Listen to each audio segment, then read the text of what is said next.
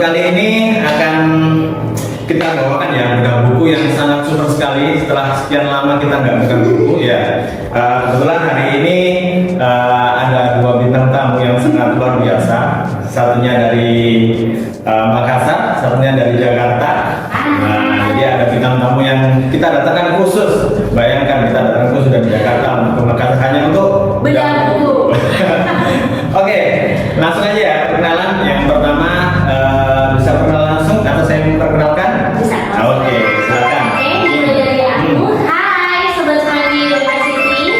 Di sini ada aku, Ayah dari Sales Culture Jakarta yang spesial banget di bulan November ini kami ada di Makassar. Oke.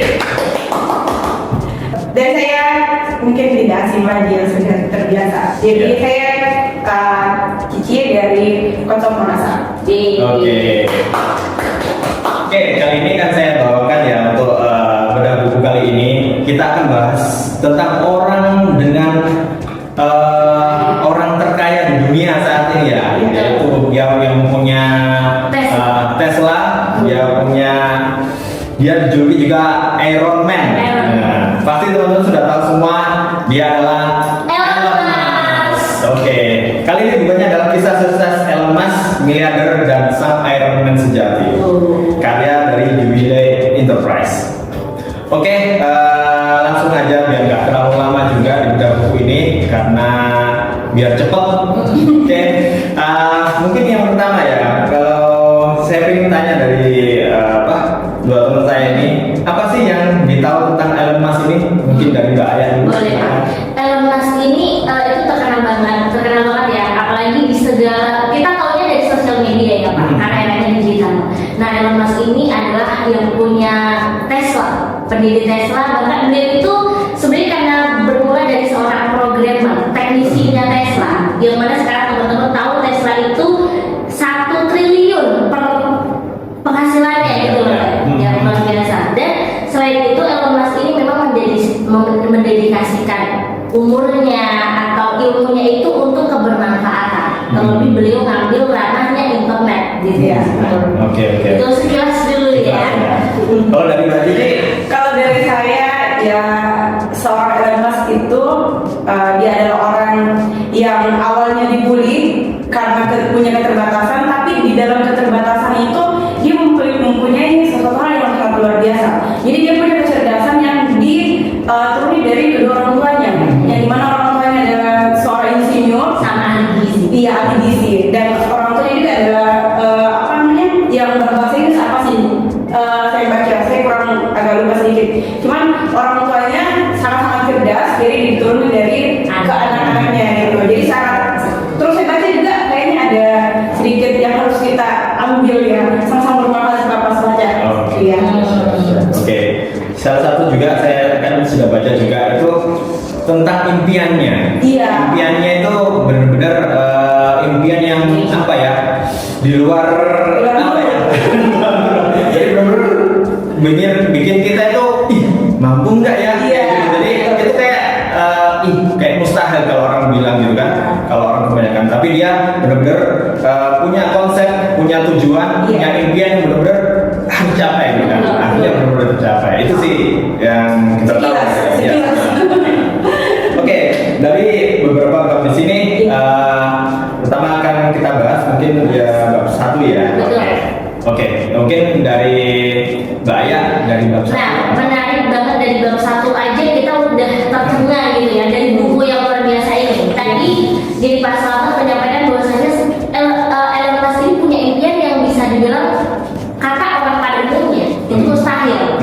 Tapi karena beliau punya keinginan yang kuat, tekad yang kuat, pasti bisa. Nah, satu hal di bab 1 yang keren banget tuh nih, ketika kita punya sesuatu hal yang kita anggap cukup penting, padahal baru cukup penting ya, belum yang penting banget. Itu mau ada kendala seperti apapun, pasti kamu akan terus melakukannya sampai berhasil. Betul sekali. Itu kan sama aja impiannya Elon Musk kan, ya.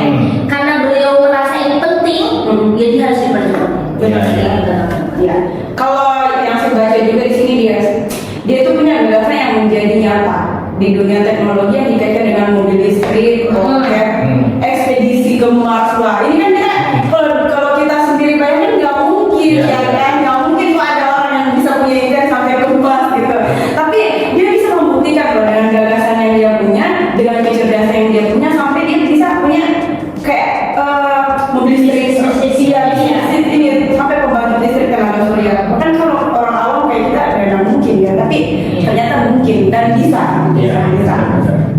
Dan salah satu juga dari Elon Musk ini kan, dia itu salah satu quotes-nya yang saya paling ingat itu, sebenarnya kita itu pasti pun bisa membuat sesuatu atau bisa menghasilkan sesuatu. Yang penting tinggal lihat aja sekitar.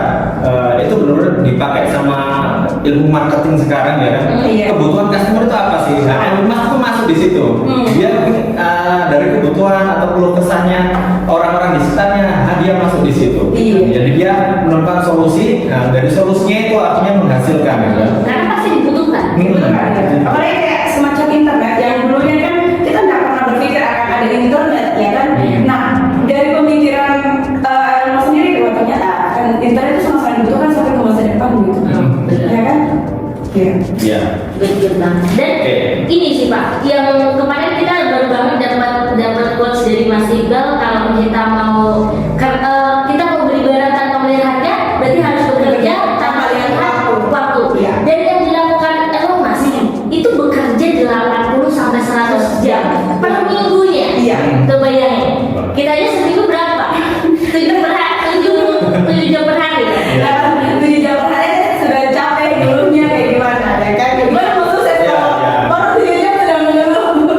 Itu tadi dia punya istilahnya komitmen untuk Iya. mengejar yang harus diperjuangkan tadi. Makanya dia merasa ya udah ini tak perjuangkan, ini yang sangat penting buat saya. Iya, Nah, iya. mungkin prioritas orang masing-masing, tapi Elon Musk impiannya lah yang harus diprioritaskan. Jadi kayak kita yang awalnya tidak berpikir ke situ, akhirnya ketika kita membaca bukunya, wah, iya juga ya. Apa sih yang tidak mungkin ketika kita konsisten berusaha untuk mencapai tujuan yang kita inginkan, ya kan? Ya kalau kita mau kaya tapi cuma duduk aja kan nggak bisa juga. Mau kayak dari mana nih? Uangnya dari mana? Nah, jam kerja kita juga kan, aku pernah dengar kayak ini, Raffi Ahmad saja, itu kalau jam tidurnya ya paling setengah sampai 1 jam. Jadi kalau kita yang mau sukses aja tidurnya cuma 8 jam dengan waktu yang cukup, dan jam kerja yang tidak seberapa masih mengeluh dan mau jadi orang kaya, itu kayak mustahil sekali. Ya kan, segala Raffi Ahmad saja jam tidurnya cuma setengah sampai 1 jam, itu pun tidur di mobil. Nah kan kita sudah lihat juga apa hasilnya, ya kan. Nah sama juga dengan Elon Musk ini, jam tidurnya berapa jam kerjanya berapa jam, dan hasilnya pun nyata gitu. Di luar nol. Makanya kalau beliau bisa dapetin itu dan kita hanya mengomentari saja, ya itu karena kita memang gak bergerak di situ. Iya. Jadi Di situ aja. makanya penting untuk kita belajar kisah-kisah orang sukses. Iya. Jadi kita memang harus memodeli orang yang Dan kita tersentuh. kita Ada pergerakan. tapi kita harus mencontoh hal baiknya. Betul sekali. Oke, satu hal juga yang saya baru tahu juga setelah baca buku ini, ternyata Elon Musk itu lahirnya itu bukan di Amerika ya. Iya. Benar-benar baru tahu itu juga. Ternyata dia lahir di Afrika Selatan. Itu kalau nggak salah kotanya di Johannesburg ya. Iya. Ya atau Pretoria.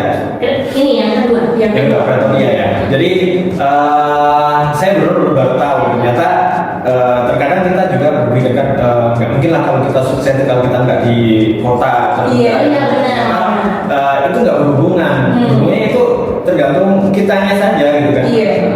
Terus satu juga yang sering kita lihat juga di grup kita sendiri ya, grup internal yang memotivasi itu kan kemarin founding father kita bilang kan nggak ada waktunya untuk bersantai-santai kan. Iya. Kalau kamu santai ya udah hasilnya nanti santai. Iya. Kalau kamu kerja keras hasilnya juga sesuai gitu kan dengan apa yang kamu kerjakan. Iya. Oke, mungkin itu atau ada tambahan lagi itu dari bab pertama. Dari bab pertama mungkin yang ini kita petik ya, kita petik dan perlu banget, terlebih saya pribadi harus diterapkan adalah beliau sangat punya kepribadian yang khas yang beliau punya, tekun, memikir kritis, bahwasannya memang udah mau berpikir gitu. Dari kecil pun beliau usia 9 tahun udah diminta untuk berpikir gitu. Dan itu atas kemauannya sendiri. Jadi apalagi lagi teman-teman kalau ingin menghasilkan sesuatu hal perubahan besar, ya itu dimulai dari kita. Karena kekuatan yang kita punya, kita yakin kita bisa. Betul sekali. Iya.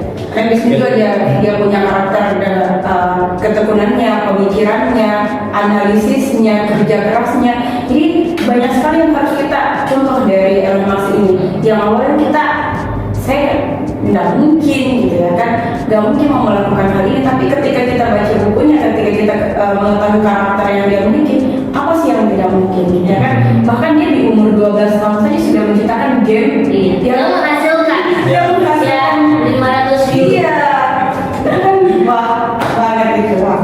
Gitu. Oke, kita jadi Elon Musk selanjutnya. Iya betul betul.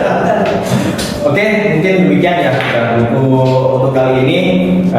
Terima kasih atas perhatiannya, terima kasih atas semua yang dikasih oleh narasumber dari Mbak Aya dari Kosum Jakarta, lalu Mbak Cici dari Kosum Makassar.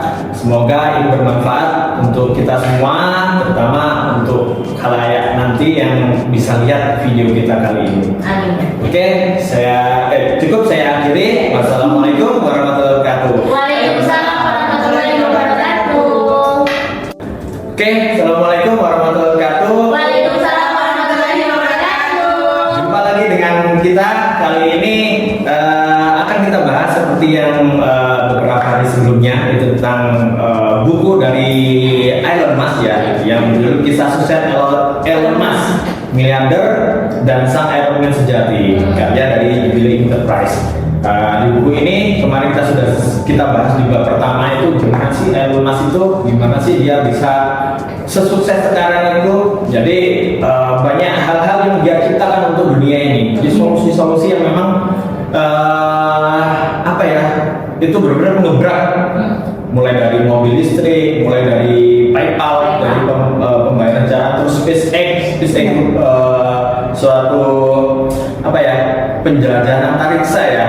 Dia pengennya buat koloni, buat kayak rumah di antariksa sana gitu kan. Lalu solar city, sumber energi terbarukan yang saat ini kita benar-benar tergantung sama minyak bumi, dan mungkin yang banyak yang nggak ramah lingkungan, tapi dia membuat gebrakan itu. Jadi benar-benar dia tuh membuat yang benar-benar apa ya, Ide gila yang merubah gitu loh.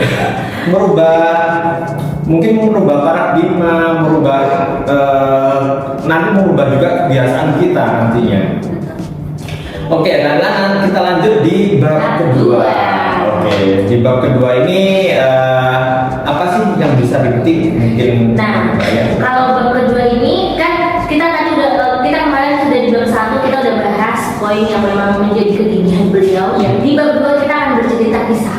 Nah, kisah dari beliau dilahirkan ya, yang kita tahu bahwasanya gen yang diturunkan dari orang tuanya itu sangat berpengaruh kepada hasilnya ya, anaknya ini. Nah, Elon Musk ini adalah anak pertama. Jadi beliau ayahnya tadi kemarin sempat dibahas sama Mbak Cici, kalau ayahnya itu seorang insinyur yang luar biasa pandainya, dan ibunya nggak kalah juga karena beliau selain translator Inggris, ternyata beliau juga ahli gizi yang apa? Kan kalau ahli gizi itu mengabdi di desa di daerah tersebut untuk menolong warga di sana. Nah, yang mana kalau teman-teman bilang Elon Musk ini kan kelahirannya 1971, itu kan usia yang masih terbilang muda ya Pak ya. Tapi hasilnya udah mendunia banget, bahkan menjadi orang terkaya sedunia. Nah, di sini akan bercerita karena memang didikan atau gimana parenting orang tua itu sangat berpengaruh.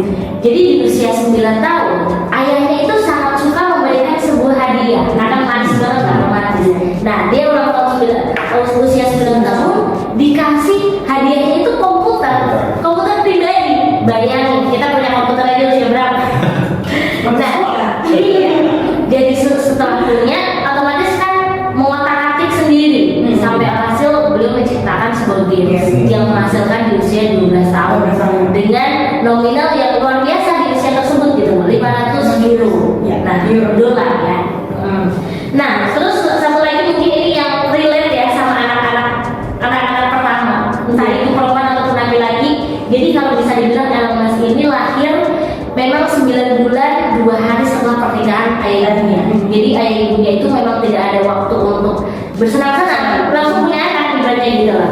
Tapi karena dia lahir terus disusul adiknya ada Kimbal, terus ada Tosca, beliau dituntut untuk menjadi seorang kakak yang bisa jadi teladan untuk adik-adiknya. Jadi keadaan yang menuntut dia, memaksa dia untuk harus terus berkembang. Tapi pun dia enjoy di jalan ini. Begitu sih. Ya. Iya.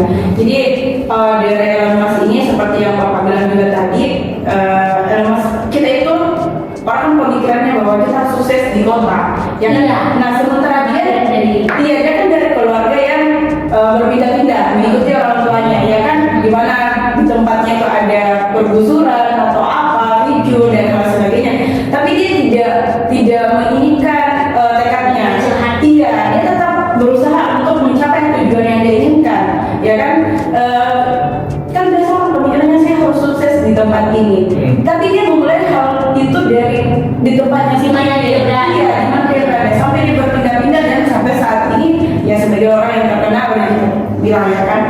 Ya sangat-sangat menurut saya dari pengalaman dia, dari keluarga dia, dari yang Mbak Aya juga bilang bahwasanya seorang kakak harus memberikan teladan, itu sama-sama memberikan contoh, bukan cuma dari keluarganya saja atau saudaranya saja, tapi orang yang mengetahui tentang kisahnya pun juga akan bermanfaat. Kita kan oh iya, sampai kita iya gitu Pak. Iya, salah satu juga ya dari Elon Musk ini kan karakter dan mentalnya gitu kan. Iya. Kalau tadi kan sempat dibahas di yang di kita sesi sebelumnya itu kan Kak Ceci juga bilang dia pernah dibully ya. Dibully, iya. Juga dia pernah terlunta-lunta waktu dia hijrah ke Kanada. Iya. Jadi di situ ternyata mungkin ya kalau itu bukan Elon Musk mungkin udah menyerah gitu kan.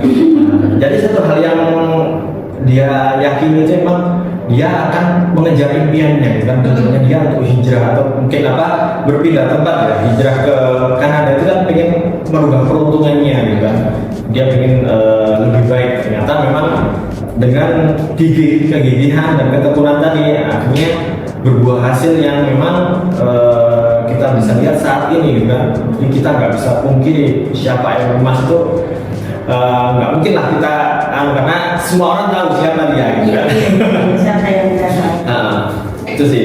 Terus saya juga baca ini ada dari ibunya sendiri, Mayu Mas. Jadi dia bilang dia fokus ke dalam pikirannya dan kemudian Anda melihat dia sudah berada di dunia lain. Artinya dia selalu dengan dia fokus sama apa yang dia lakukan. Ya betul. Dia masih melakukan itu. Sekarang saya tinggalkan dia karena saya tahu dia sedang merancang roket baru atau semacam. Jadi dia selalu berfokus pada tujuan yang dia inginkan, tujuan yang diharapkan bahwa memang apa yang dia sekarang akan terjadi di kemudian hari. Apa yang dia rancang saat ini akan terjadi di kemudian hari, ya kan? Jadi dia baca buku pun sampai habis satu perusahaan, entah dia sampai buku mana lagi yang mau dia baca.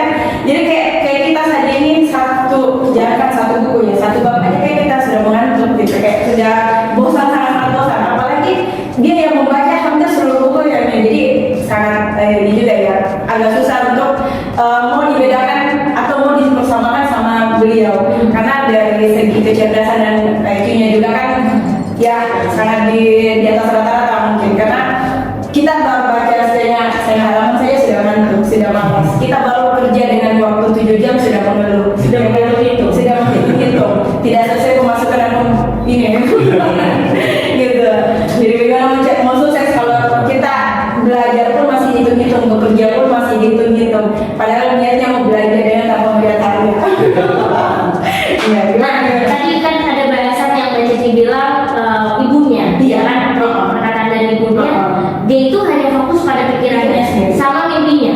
Nah, sampai alhasil, ya orang lain itu dia hanya bilang, dia sekarang udah keren, dia udah hebat, udah berada di dunia luar.